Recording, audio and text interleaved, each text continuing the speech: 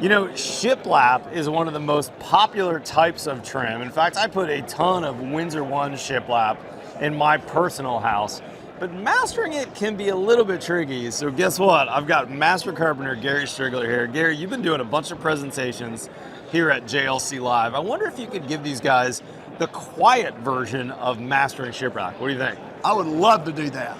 All right, guys, mastering shiplap with Master Carpenter Gary Striegler. Let's get going.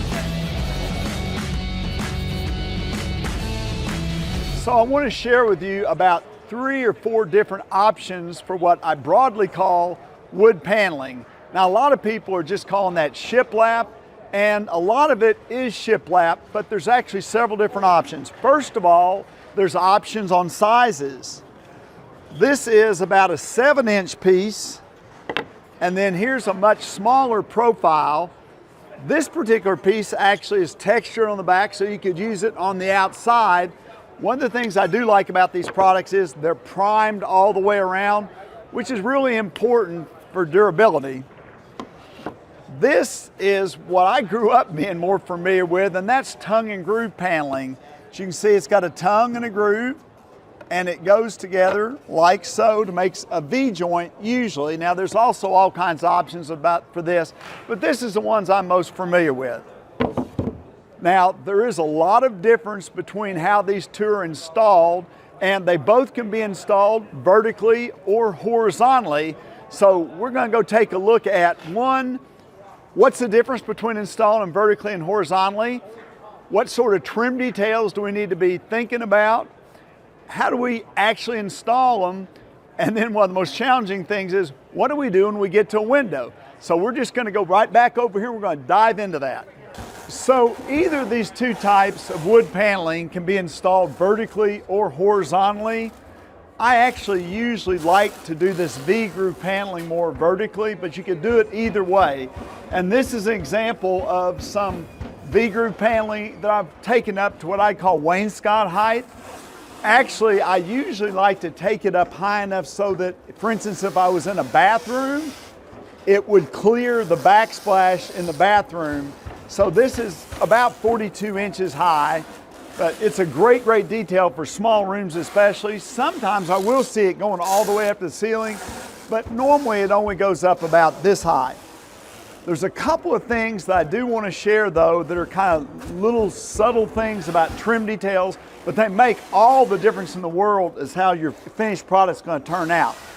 The first one is we put in a 1-inch thick baseboard detail so that all these 3/4 inch pieces come down on top of it and leave this little bit of a shoulder. It's kind of a subtle little detail, but for me as a trim carpenter, the last thing in the world that I want is to have a flush joint. So anytime that I can create an offset and a shadow line, that's much better for me. There's several reasons why I want to avoid a flush joint. Some of them are just super practical, which basically means it's almost impossible to actually get a flush joint. But another thing is, anytime you have an offset, it creates a shadow line that's going to really make the wood stand out. It creates depth, and it just defines the difference between the piece of baseboard and the vertical surface. And another thing that can be important too, man, I wish I could say that my work and my joints are always perfect, but they're not. And the fact that I have an offset actually gives the painter an opportunity to have a place to put just that little bit of caulk that turns my good work into looking like it's perfect work. Now I'm just going to put this board in here on top of it. This would be the kind of detail you had if you just put your trim over the top of it. And you get all these little holes where the grooves are. I call them bee holes. You might be able to get those caulked, but it just doesn't look good. Putting a good solid 5/4 inch, 1-inch board on there and putting your paneling on top of it is a much better way to go. And of course, if it's harder, it's usually the right thing to do. The other thing that I've done in this inside corner, instead of just trying to butt 2 boards together, I've actually put a piece that's 1 inch by 1 inch, and it just again gives you a little bit of a definition and a shadow line. It's a small thing, but I think it makes a really, really big difference. Now, one of the challenges about running paneling like this on the wall is Generally speaking, our studs are like only 16 inches, but you can get by pretty easily by using a few tricks. The first trick, if you look at, is I've toe-nailed just an angle like that into this baseboard, because the baseboard's 1 inch thick. I'm able to hit it. Of course, hopefully about every 16 inches, I'm also going to hit a stud. One other thing, there's almost always going to be some kind of a trim detail on top. You know, this is an example of a trim piece that might go on top. That trim that goes on top, I can actually nail down through the top of that and tie this top in. But there's one other thing that I like to do. It's pretty simple, and you'd be amazed how much extra it holds. And that is, instead of just putting this piece on there like that, I'm going to take and put some glue on the back. Just a little bit of glue like that on the back.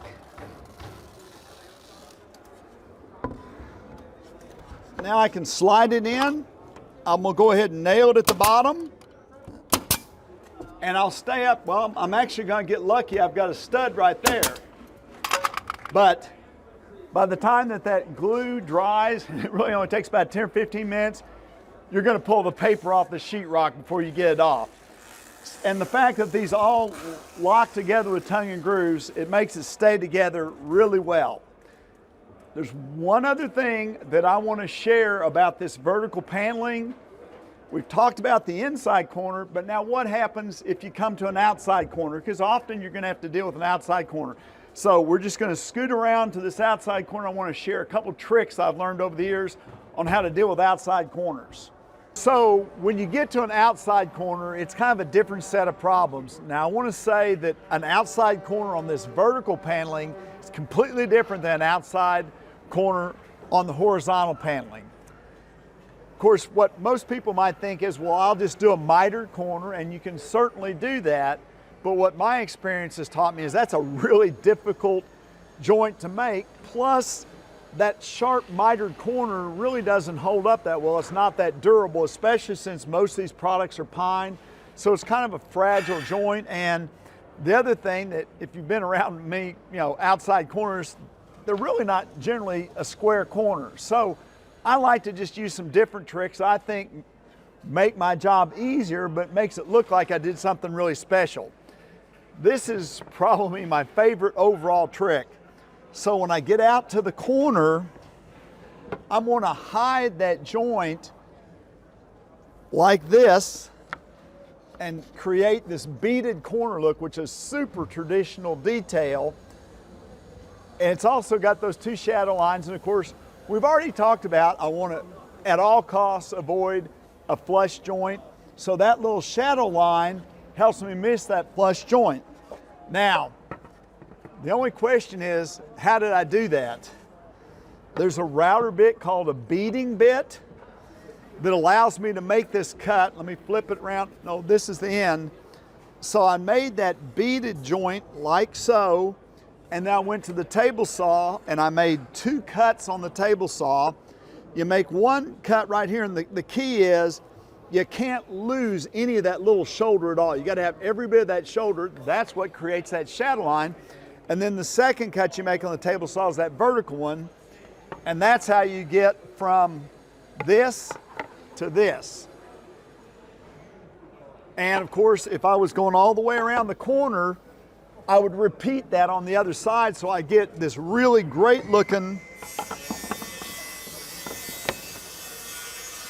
detail on both corners. This is probably my favorite trick. Again, I love it because you get this wonderful, soft, very durable corner.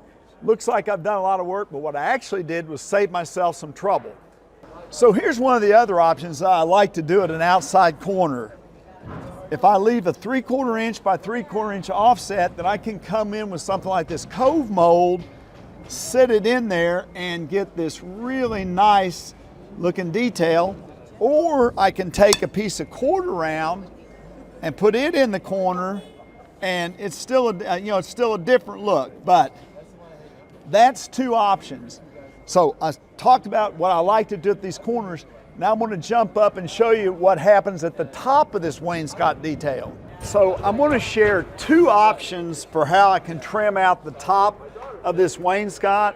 There's probably another 6 or 8, but these are two of my favorites. This is one of the first ones, and it's got this nice round edge, which I like, and it lips down over the top, like so. Now, I did have to make a little bitty notch right there because I've got that corner that sticks out. I could have taken a chisel probably and chiseled the corner out too, but at any rate, I really like this one. It's just got this really great soft look. The fact that it lips down over the top of this gives me a little bit of forgiveness. Now, the other thing I know you're thinking about is, well, you still got those little bee holes. And I guess what I say to that is, well, yeah, if you're laying on the carpet looking up and you see those bee holes, well, that's just the way it's going to be.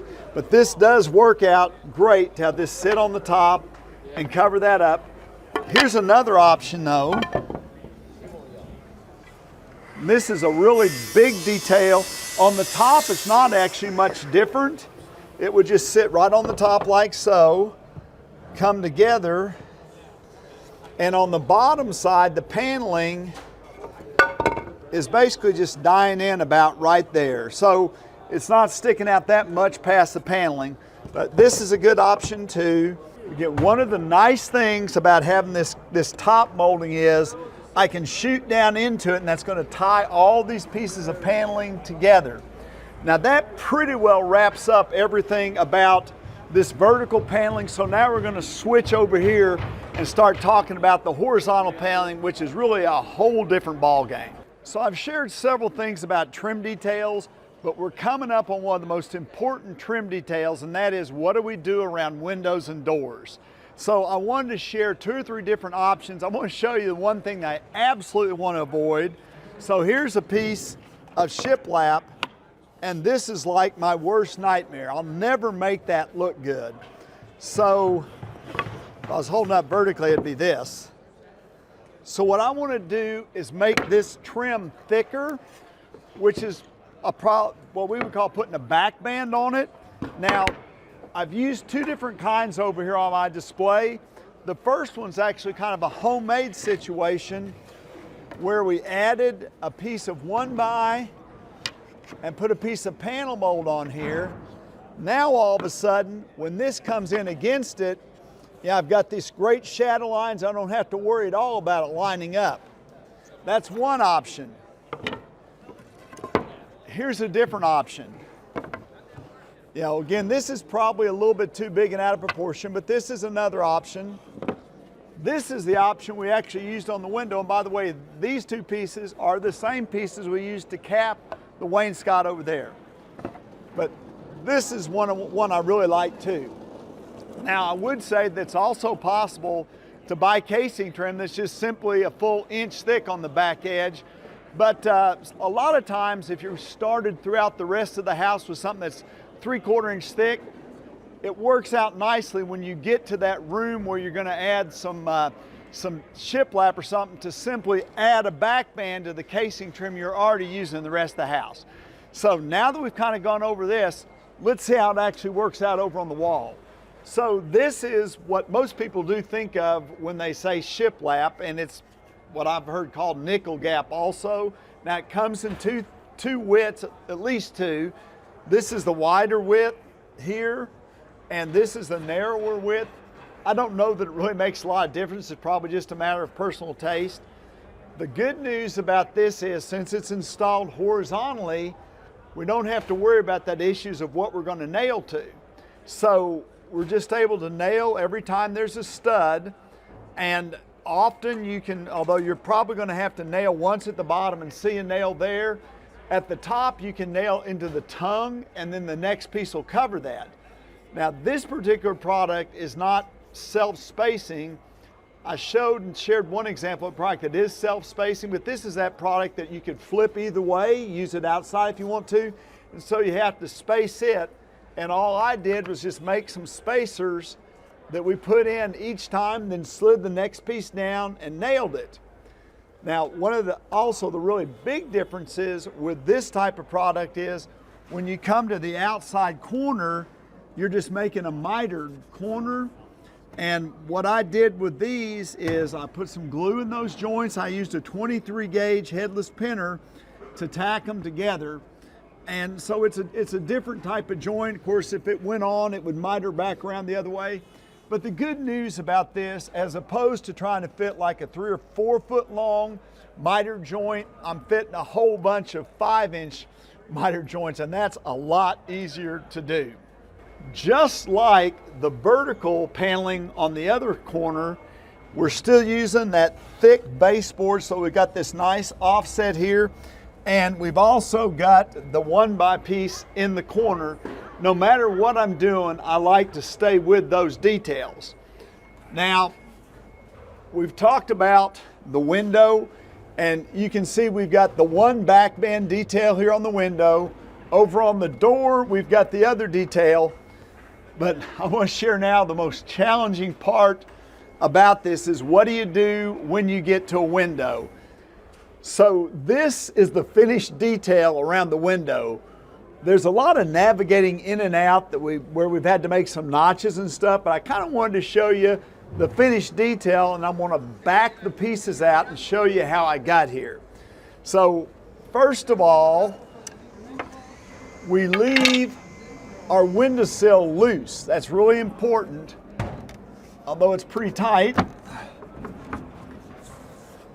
The windowsill was just notched in between these two jam liners.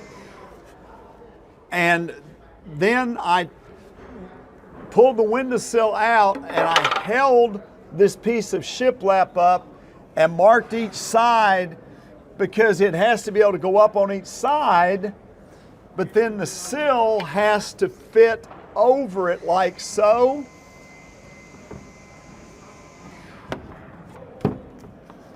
And I made a little notch. If you look, there's about a 3/4 inch notch there, which allows for the thickness of the shiplap. So when it all goes together, they all mesh, and I end up with the sill tight against that. I end up with my sill tight against the window. And then when I add the molding up underneath, it covers my gap, and you get the whole finished look. If you know that you're going to be putting shiplap on the wall, leaving this sill loose is definitely the way to go. There's been a few times though when I've had clients change their mind, but not to panic. You can still work it out. If you just take and put a piece of shiplap on the wall, take a multi-tool and run it back in there, you can make that notch. It's quite a bit hard to do it in place, but you can do it. So hopefully you won't have clients change their mind. You'll be able to do it this way, but there's always a way around it. So that's how I like to do shiplap. Well, thanks for watching. I've really enjoyed being a part of the Build Show, and I hope to see you again soon. Gary, way to go, man. That was awesome. I loved it. What'd you think? You know, I really enjoy myself. I just love sharing.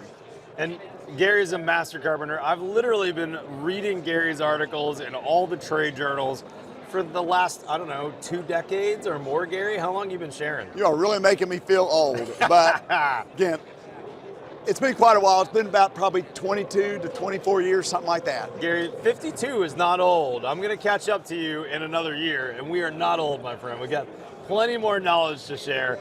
Guys, big thanks to Gary for sharing this one presentation. We're here at JLC Live, and by the way, they have an amazing amount of live demos at JLC Live, so you should check that out.